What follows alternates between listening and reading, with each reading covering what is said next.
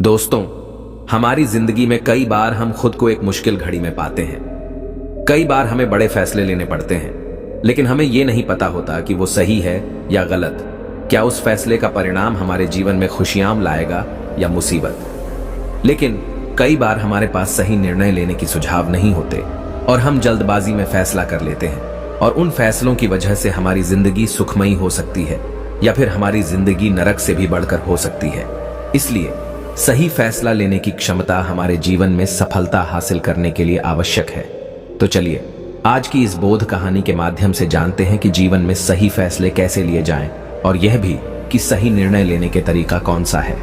तो बिना किसी देरी के कहानी शुरू करते हैं। दोस्तों, कई साल पहले की बात है। एक छोटे से राज्य में एक बौद्ध भिक्षु निवास कर रहे थे, जिन्हें सभी जगहों पर उनके ज्ञान के बड़े चर्चे थे। वह बौद्ध भिक्षु बहुत ज्ञानी थे।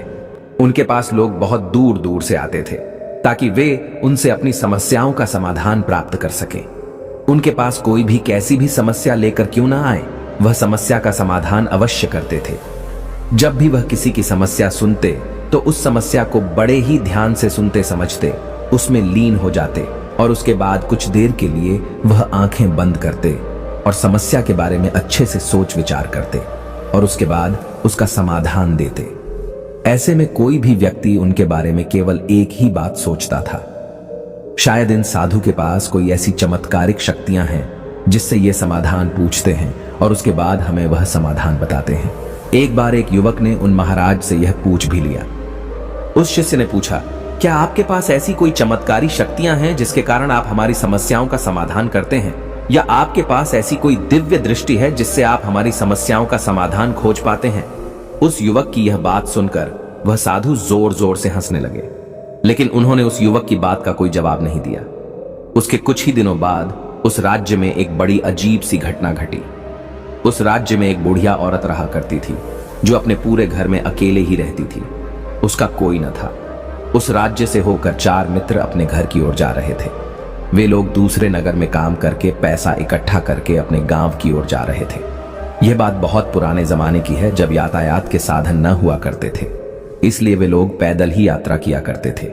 इसी कारण वे चारों मित्र अपने अपने धन को इकट्ठा करके अपने गांव की ओर प्रस्थान कर रहे थे। उन चारों ने अपना अपना धन एक छोटी सी पोटली में रखा था और उसी पोटली में उन सबकी सारी कमाई थी। तभी उन चारों मित्रों में से एक मित्र कहता है, मित्रों, इस तरह से यदि हम अपना धन अलग अलग रखेंगे तो इससे हमारा धन चोरी हो सकता है। क्यों ना हम अपना सारा धन एक ही पोटली में रख दे, जिससे हम सब इस पर ध्यान भी दे सकेंगे और हमारा धन सुरक्षित भी हो जाएगा। और जब हम अपने गांव पहुंच जाएंगे तो हम वहां पर अपना अपना हिस्सा इसमें से ले लेंगे। उन तीनों मित्रों ने उस युवक की बात मान ली और वे सभी मिलकर अपना धन एक ही पोटली में रख देते हैं और वे सभी मिलकर अपने गांव की ओर आगे बढ़ते हैं। चलते चलते काफी समय बीत चुका था और अब रात्रि होने वाली थी। तभी आगे चलकर रास्ते में उन्हें एक घर दिखाई दिया जहां पर एक बूढ़ी औरत रहा करती थी। रात्रि का समय भी हो चुका था और उन चारों मित्रों को रात रुकने के लिए कोई न कोई जगह की आवश्यकता भी थी। ऐसे में उन चारों ने मिलकर यह योजना बनाई कि वे लोग आज रात इसी घर में ठहरेंगे। इसलिए वे चारों लोग उस घर की ओर आगे बढ़ते हैं। उस घर का दरवाजा खटखटाते हैं। तभी सामने से एक बूढ़ी औरत दरवाजा खोलती है और उन चारों मित्रों में से एक मित्र हाथ जोड़कर उस बूढ़ी औरत से कहता है, माताजी, हम अपने गांव की ओर जा रहे थे, लेकिन यहाँ रास्ते में ही रात हो गई और अब हम इतनी रात में सफर नहीं कर सकते। इसलिए हमारी आपसे विनती है कि हम आपके यहाँ पर एक रात रुकना चाहते हैं। कल सुबह होते ही हम यहाँ से चले जाएंगे।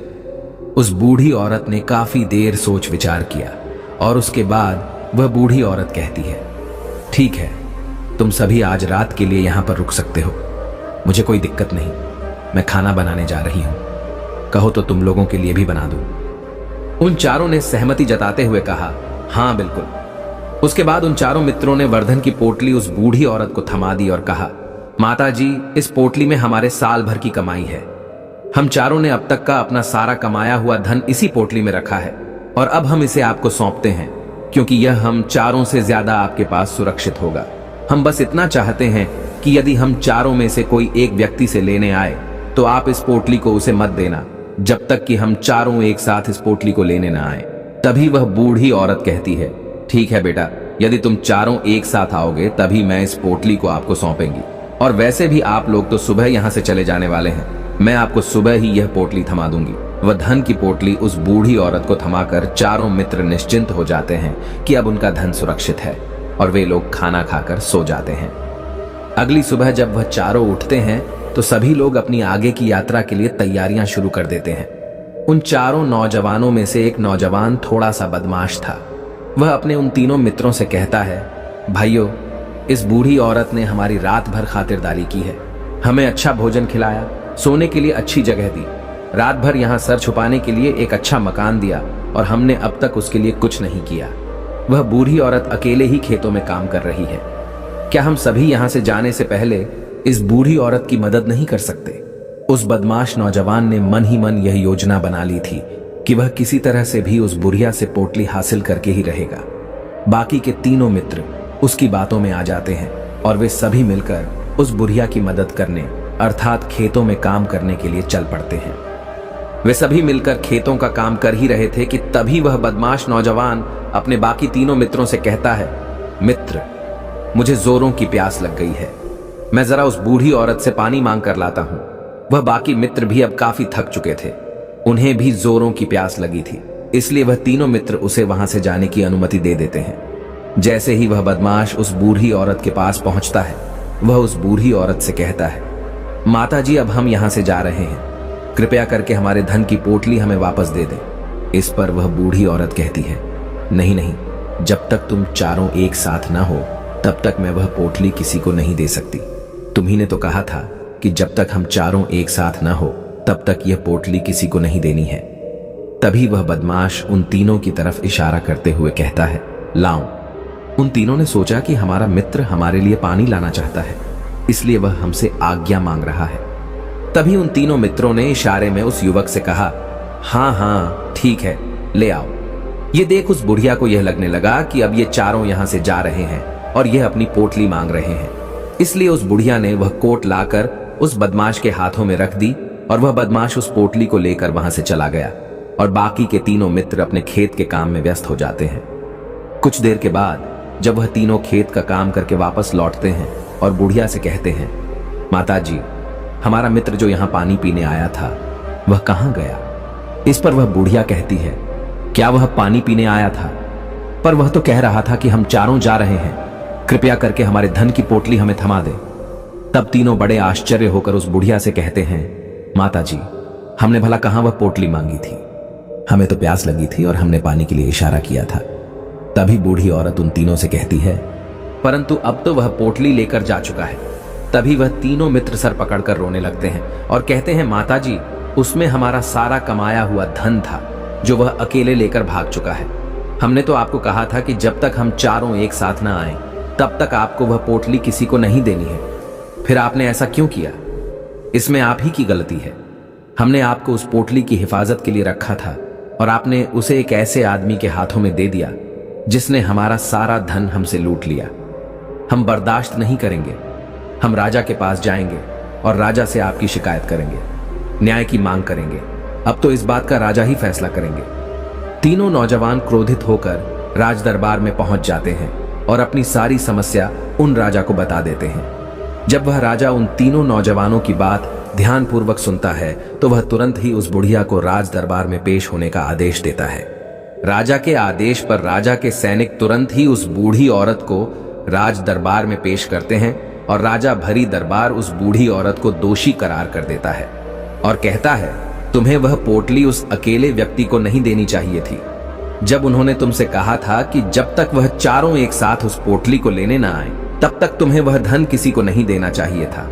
इसमें तुम्हारी गलती है और अब तुम्हें इसका हर्जाना भरना होगा, तुम्हें इनका धन लौटाना होगा। राजा का यह आदेश सुनकर बूढ़ी औरत फूट फूट कर रोने लगती है और राजा से मदद की गुहार लगाती है और कहती है, हे राजन, मैं तो एक बूढ़ी औरत हूं और मेरे पास इतना धन नहीं है और न ही मेरे घर में कोई ऐसा है जो धन कमाता हो। मेरे पास इतना धन नहीं कि मैं इनका धन लौटा सकूं। मैं तो अकेली हूं, बेसहारा हूं, कृपा करके मुझ पर रहम करें। लेकिन राजा उस बूढ़ी औरत की एक नहीं सुनता। वह बूढ़ी औरत रोते हुए अपने घर की ओर जा रही थी। यह सोच रही थी कि आखिर मैं इतना धन कहां से लाऊं कि कैसे मैं उन लोगों का यह धन उन्हें लौटाएंगे। मेरे पास इतना धन नहीं है। मैं क्या करूं, कैसे करूं, कहां से लाऊं इतना धन? यदि मैंने उनका धन नहीं लौटाया तो मुझे राजा मार डालेगा। वैसे भी मेरी ही गलती है। जब उन चारों ने मिलकर मुझसे कहा था कि जब तक हम चारों एक साथ ना आए तब तक वह पोटली किसी को नहीं थमा दी है, फिर भी मैंने वह पोटली केवल उस एक व्यक्ति को थमा दी। इसमें गलती तो मेरी ही है। वह रोते रोते ये सारी बातें सोचते हुए अपने घर की ओर जा रही थी। तभी रास्ते में उस बूढ़ी औरत को वही संत मिले जो उस नगर में किसी भी समस्या का समाधान बड़ी ही सरलता और सहजता से करते थे। उन्होंने उस बूढ़ी औरत से कहा, क्या बात है बेटी, क्यों रो रही हो? इस पर वह बूढ़ी औरत उस संत को सब कुछ सच सच बता देती है और कहती है, हे महाराज, इसमें गलती तो मेरी ही है। उन चारों ने तो पहले ही कहा था कि जब तक वे चारों एक साथ न आएं तब तक वह पोटली मुझे किसी को नहीं देनी। लेकिन मेरी हिम्मत मारी गई थी जो मैंने वह पोटली केवल एक व्यक्ति को थमा दी और वह उनका सारा धन लेकर वहां से भाग गया। लेकिन अब मुझे यह समझ नहीं आ रहा कि मैं वह सारा धन कहां से लाऊं, कैसे जुटाऊं। मेरे पास इतना धन नहीं है और राजा ने तो आदेश भी दे दिया है कि मुझे उनका धन लौटाना ही पड़ेगा। लेकिन मैं यह समझ नहीं पा रही कि इतना सारा धन मैं कहां से लाऊंगी। तभी बसंत उस बूढ़ी औरत से कहते हैं, शांत हो जाओ, मैं कोई ना कोई रास्ता जरूर निकाल लूंगा। इतना कहकर वह संत वहीं पर बैठ जाते हैं, ध्यान करने लगते हैं। कुछ देर के लिए आंखें बंद कर सोचते हैं, विचार करते हैं। मौन रहकर वह समस्या का समाधान निकालते हैं और उसके बाद वह उस बूढ़ी औरत से कहते हैं, बेटी, राजा ने फैसला किया है वह बिल्कुल गलत है। आपने जो किया इसमें आपकी कोई गलती नहीं है। राजा का फैसला गलत है। उन संत के इतना कहने पर बूढ़ी औरत चुप हो गई और यह सोचने लगी कि आखिर राजा का फैसला कैसे गलत हो सकता है। राजा तो सभी के लिए न्याय ही करते हैं और वह कभी किसी का बुरा नहीं करते। फिर आखिर आज राजा का फैसला कैसे गलत हो गया? उन संत और उस बुढ़िया की बात आसपास के खड़े लोग सभी लोग सुन रहे थे और वे लोग भी बड़े अचरज में थे, क्योंकि राजा का फैसला कैसे गलत हो सकता है। राजा ने तो बिल्कुल सही फैसला लिया है। इस बूढ़ी औरत ने ही गलती की है। उन चारों का धन केवल एक ही को थमा दिया। ऐसे में इस बुढ़िया को उनका धन तो लौटाना ही चाहिए। राजा ने गलत फैसला कहां किया है? तभी बसंत उस बूढ़ी औरत से कहते हैं, जाओ और राज दरबार में कह दो कि हे राजन, आपका फैसला गलत है और सही क्या है, गलत क्या है, इसका फैसला मैं करूंगा। पहले तो बूढ़ी औरत इतनी हिम्मत ही नहीं जुटा पा रही थी कि वह राज दरबार में जाकर भरे राज दरबार राजा को यह कह सके कि राजन, आपका फैसला गलत है। लेकिन जैसे तैसे उसने हिम्मत जुटाई और वह वापस राज दरबार लौटी। उसने डरते हुए भरे राज दरबार राजा से बड़ी थर्राती आवाज में कहा, हे राजन, आपने जो फैसला किया है वह फैसला गलत है। इतना कहकर उसने राजा को सारी बात सच सच बता दी। उस बूढ़ी औरत की बात सुनकर राजा बहुत क्रोधित हुआ। राजा ने उस बूढ़ी औरत से कहा, कौन है वह संत जिसने मेरे फैसले को गलत बताया है? क्या उन्हें नहीं लगता कि मैंने सही निर्णय लिया है? मैं हर रोज कई निर्णय लेता हूं, कई फैसले करता हूं, लेकिन आज तक कभी किसी ने मुझसे यह नहीं कहा कि मेरा फैसला गलत है। यदि उन संत ने मुझे सही फैसला न सुनाया, उन्हें फांसी की सजा दे दूंगा। यह बात पूरे नगर में फैल गई। सभी लोग यह जानने के लिए हैरान थे कि आखिर वह साधु ऐसा कौन सा फैसला सुनाने वाले हैं जो राजा से भी उचित होगा, जिसमें सबके लिए न्याय होगा। राजा ने अपने सैनिकों को तुरंत ही आदेश दिया कि जाओ और संत को राज दरबार में लाओ। राजा की आज्ञा के अनुसार वे सैनिक तुरंत ही उन संत को लेने के लिए निकल पड़े। वे लोग कुछ ही देर बाद उन संत को लेकर राज दरबार पहुंचे। राज दरबार में सभी लोग उपस्थित थे और सभी लोग उन संत के फैसले का इंतजार कर रहे थे। उन संत को देखकर राजा कहता है, महाराज, आपको ऐसा क्यों लगता है कि हमने जो फैसला किया है वह गलत है? इस बुढ़िया ने यह वादा किया था कि वह चारों लोगों को एक साथ ही वह पोटली थमाई गई। फिर आखिर उसने अपना वादा क्यों तोड़ा? इसने यह गलती क्यों की कि इसने केवल एक ही को पोटली थमा दी और वह उनका सारा धन लेकर यहां से भाग गया? तो क्या इसमें इसकी गलती नहीं है? क्या इसे इनका धन नहीं लौटाना चाहिए? इस पर वह साधु बड़ी विनम्रता से राजा से कहते हैं, हे राजन, यह आपका फैसला था, लेकिन मैं आपसे कुछ कहना चाहता हूं। इस पर राजा कहता है, ठीक है, कहिए, आप क्या कहना चाहते हैं? इस पर वह साधु बड़ी विनम्रता से राजा से कहता है, हे राजन, जैसा कि वादा किया गया था कि पोटली एक साथ उन चारों को ही दी जाएगी, तो अभी तो यह केवल 3 है। चौथा कहां है? तो इनसे कहिए कि यह लोग यहां से वापस जाएं और अपने उस चौथे मित्र को यहां लेकर आएं, तभी इनका धन वापस किया जाएगा। और वादा भी ऐसा ही किया गया था कि जब तक चारों लोग एक साथ न हो तब तक उनका धन उन्हें नहीं लौटाया जाएगा। और यदि यह बूढ़ी औरत इन तीनों को धन लौटा देती है तो यह बूढ़ी औरत अपना वादा तोड़ देगी और यह सही नहीं है। इसलिए यदि आप चाहते हैं कि इनका धन लौटाया जाए तो पहले इनसे कहिए कि ये लोग जाएं और अपने उस चौथे मित्र को यहाँ पर वापस ले आएं। उस राज दरबार में हर कोई इस बात को सुनकर बहुत खुश हुआ। सभी ने उन संत की बहुत तारीफ की। राजा भी उन संत के इस फैसले से पूरी तरह से सहमत था। राजा तुरंत ही उन संत के सामने सिर झुका लेता है और हाथ जोड़कर उनसे कहता है, हे महाराज, आपका यह फैसला इतना सही कैसे हो सकता है? आखिर ये बात मेरे दिमाग में आई क्यों नहीं? मैंने इस बात को इस तरह से सोचा क्यों नहीं? तभी वह साधु उस राजा से कहते हैं, हे राजन, आपके पास और भी काम होते हैं। आप दिन भर व्यस्त रहते हैं और आपको जल्दीबाजी में फैसले लेने पड़ते हैं। आपने इस मामले को सुना समझा, लेकिन इसे देखने में आप गलती कर गए। इसे आपने केवल ऊपरी तौर पर देखा। आपने इसकी गहराई तक जाने का प्रयास तक नहीं किया। यदि आपने इस मामले की गहराई को देखा होता, समझा होता, तो आप भी इसी नतीजे पर आते। जब तक हम किसी मामले की गहराई तक नहीं जाते तब तक हम उसका सही समाधान नहीं निकाल सकते। लेकिन हम में से अधिकांश लोग तो अपने फैसले केवल जल्दीबाजी में लेना चाहते हैं, भले ही वह मामला कितना भी गंभीर क्यों ना हो।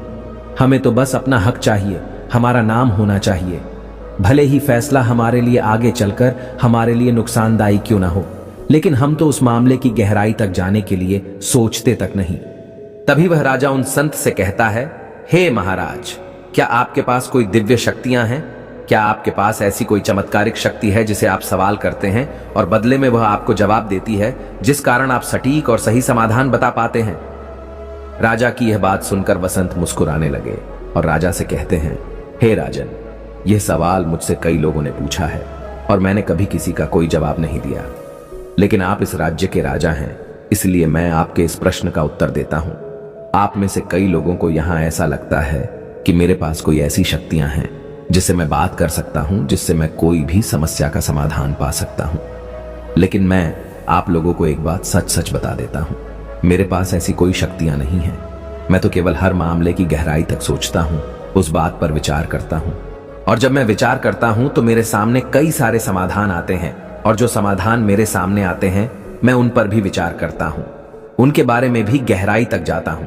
और जब मुझे लगता है कि इस समस्या का समाधान यही होना चाहिए, तभी मैं समाधान उस व्यक्ति को देता हूं ताकि वह अपनी समस्या का समाधान कर सके। अब आप ही सोचिए, आप जल्दीबाजी में यह फैसला लेकर इस बुढ़िया का जीवन पूरी तरह से बर्बाद कर देते। हमारा पूरा जीवन केवल एक फैसले पर निर्भर करता है। यदि वह फैसला सही हुआ तो हमारा जीवन अच्छा बन जाएगा, और यदि वह फैसला गलत निकला तो हमारा जीवन नर्क से भी बदतर हो सकता है। इसलिए यदि आप सही और सटीक फैसला लेना चाहते हैं तो आपको मौन रहना सीखना पड़ेगा। मौन रहकर उस पर विचार करना सीखना होगा, क्योंकि हमारे फैसले ही हमारा भविष्य तय करते हैं, हमारी जिंदगी का अगला पड़ाव तय करते हैं। फिर चाहे वह फैसले छोटे हों या बड़े, वे ही हमारी जिंदगी को निर्धारित करते हैं। इसलिए सबसे पहले हमें सही फैसले लेने के लिए मौन रहना सीखना आवश्यक है, उन पर विचार करना आवश्यक है।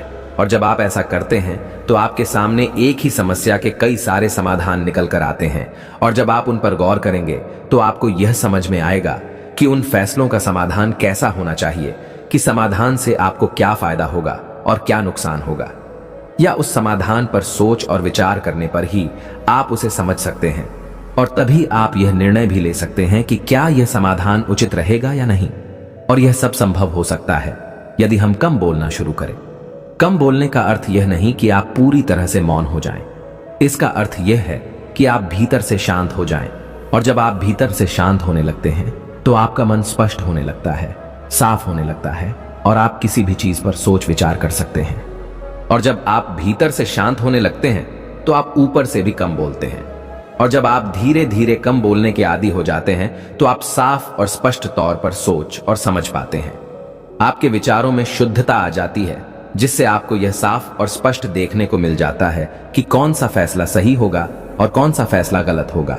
आपको उस परिस्थिति में क्या करना चाहिए और क्या नहीं करना चाहिए। लेकिन हम में से अधिकांश लोग अपने आप को सही साबित करने के लिए, अपने आप को ऊंचा साबित करने के लिए अत्यधिक बोलते हैं, और इतना बोलते हैं कि हर कोई उनकी बातों को गंभीरता से नहीं लेता। उन्हें ऐसा लगता है कि मानो ज्यादा बोलना ही हमारे लिए हमारा शस्त्र है, लेकिन वह यह भूल जाते हैं कि वह अत्यधिक बोलकर मूर्ख बन रहे हैं। लोग हमारा मजाक बनाते हैं, हमें मूर्ख समझते हैं, हमसे दूर रहने लगते हैं क्योंकि उन्हें हमारी बकबक अच्छी नहीं लगती। लेकिन जब आप भीतर से शांत होने का प्रयास करते हैं और धीरे धीरे भीतर से शांत होने लगते हैं तो आप खुद ब खुद ऊपरी तौर पर कम बोलना शुरू कर देते हैं। इससे आपके मन में, आपके मस्तिष्क में एक साफ और स्पष्ट विचार उत्पन्न होते हैं और आप अपने आप को साफ स्पष्ट तौर पर समझ पाते हैं, देख पाते हैं आपको कब, क्या, क्यों और कितना बोलना चाहिए और आपको कब, कैसे, क्यों, किस तरह से कौन सा फैसला लेना सही है या नहीं, यह भी आप अच्छी तरह से समझ और जान पाते हैं। जब आप कम बोलना शुरू करते हैं तब आप अपने आप को बहुत अच्छी तरह से समझना शुरू कर देते हैं, अपने आप पर अच्छी तरह से विचार करना शुरू कर देते हैं। तब आपको यह बात भी बहुत अच्छी तरह से समझ में आने लगती है कि जो हम बेकार की बकबक करते हैं उस पर हमारे शरीर की बेवजह ही कितनी सारी ऊर्जा यूं ही व्यर्थ हो जाती है, नष्ट हो जाती है, जिसे हम चाहें तो किसी जरूरी काम में लगा सकते हैं, फैसले लेने में लगा सकते हैं, जिससे हम तनाव मुक्त रह सकते हैं और हमें अच्छी नींद भी आ सकती है। और यदि आप इसी प्रकार सोच विचार कर फैसले लेना शुरू करते हैं तो आपका मस्तिष्क भी अच्छी तरह से काम करने लगता है और आपका मस्तिष्क पहले से भी ज्यादा शक्तिशाली हो जाता है। और इसका एक बहुत अच्छा उदाहरण भी आपको मैं बताना चाहूंगा। जब आप स्कूल में पढ़ते थे या फिर आज भी आप पढ़ रहे हो तो आपने देखा होगा कि जो बच्चे होनहार होते, होशियार होते हैं, वे लोग बहुत कम बातें करते हैं और अपना समय सही चीजों में लगाते हैं। वह अधिकांशतः अपना समय मौन होकर ही बिताते हैं। इसी वजह से वह पढ़ाई करने में बहुत तेज होते हैं। वह जो कुछ भी पढ़ना चाहते हैं वह उसे याद कर ले जाते हैं। लेकिन वहीं पर दूसरी तरफ जो लोग बहुत अधिक बोलते हैं, यदि आप उन्हें पूरे 24 घंटे भी दे दें तो भी वह उस तरह से उन चीजों को याद नहीं रख सकते जिस तरह से वह मौन रखने वाले बच्चे उन बातों को याद कर लेते हैं। और महान चाणक्य ने भी यही कहा है कि जो व्यक्ति यह समझ जाता है कि उसे कब, कहां और कितना बोलना चाहिए, उस व्यक्ति को सफल होने से कोई नहीं रोक सकता। और आप इतिहास उठाकर देख सकते हैं, आज तक जो भी लोग महान हैं, जो लोग भी सक्सेसफुल बने हैं, उन लोगों की आदत बहुत कम बोलने की है। उनका पूरा ध्यान केवल अपने लक्ष्य पर होता है और अपना पूरा समय वह अपने लक्ष्य को पाने में ही लगा देते हैं। इसीलिए आपको भी यह आदत अपने जीवन में उतारनी चाहिए। और कम बोलने का अर्थ यह नहीं कि आप ऊपर से कम बोलें, बल्कि आप भीतर से कम बोलिए, भीतर से शांत रहिए। यदि आप रोज इसका अभ्यास करते हैं तो केवल कुछ दिनों में ही इससे होने वाले लाभ आपको आपके सामने नजर आने लगेंगे। लेकिन वहीं पर दूसरी तरफ जो लोग बहुत अधिक बोलते हैं, यदि आप उन्हें पूरे 24 घंटे भी दे दें तो भी वह उस तरह से उन चीजों को याद नहीं रख सकते जिस तरह से वह मौन रखने वाले बच्चे उन बातों को याद कर लेते हैं। और महान चाणक्य ने भी यही कहा है कि जो व्यक्ति यह समझ जाता है कि उसे कब, कहां और कितना बोलना चाहिए, उस व्यक्ति को सफल होने से कोई नहीं रोक सकता। और आप इतिहास उठाकर देख सकते हैं, आज तक जो भी लोग महान हैं, जो लोग भी सक्सेसफुल बने हैं, उन लोगों की आदत बहुत कम बोलने की है। उनका पूरा ध्यान केवल अपने लक्ष्य पर होता है और अपना पूरा समय वह अपने लक्ष्य को पाने में ही लगा देते हैं। इसीलिए आपको भी यह आदत अपने जीवन में उतारनी चाहिए। और कम बोलने का अर्थ यह नहीं कि आप ऊपर से कम बोलें, बल्कि आप भीतर से कम बोलिए, भीतर से शांत रहिए। यदि आप रोज इसका अभ्यास करते हैं तो केवल कुछ दिनों में ही इससे होने वाले लाभ आपको आपके सामने नजर आने लगेंगे। दोस्तों, आपने आज के इस वीडियो से क्या सीखा वह मुझे आप कमेंट में बता सकते हैं। इसी के साथ में उम्मीद है कि आपको आज की वीडियो पसंद आई होगी। तो इस वीडियो को उस इंसान को शेयर करें जिससे यह कहानी सुनने की जरूरत है, और उसी के ठीक बाद चैनल को सब्सक्राइब करें। तो चलिए फिर मिलते हैं ऐसी एक और नई वीडियो में एक नए मैसेज के साथ। तब तक के लिए अपना ख्याल रखें। धन्यवाद और नमो बुद्धाय।